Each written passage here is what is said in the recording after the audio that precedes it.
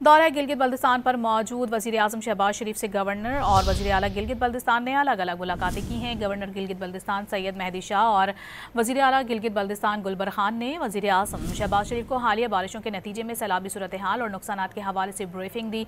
वज़ीर आज़म को गिलगित में जारी तरक्याती मनसूबों पर पेशरफ्त और अमन व अमान की सूरत हाल से भी आगाह किया गया। वज़ीर आज़म और गवर्नर की मुलाकात में हालिया बारिशों और सैलाब में जाँ बहक होने वालों के लिए दुआ भी की गई। मुलाकात में वज़ीर आला ने वज़ीर आज़म को गिलगित बल्तिस्तान में दानिश स्कूलों के क़याम के फैसले पर खिराज तहसीन पेश किया।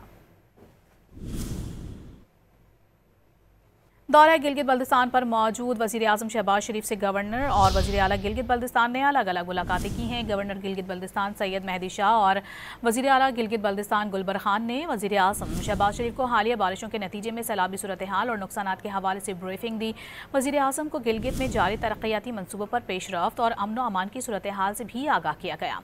वज़ीर आज़म और गवर्नर की मुलाकात में हालिया बारिशों और सैलाब में जाँ बहक होने वालों के लिए दुआ भी की गई। मुलाकात में वज़ीर आला ने वज़ीर आज़म को गिलगित बल्तिस्तान में दानिश स्कूलों के क़याम के फैसले पर खिराज तहसीन पेश किया।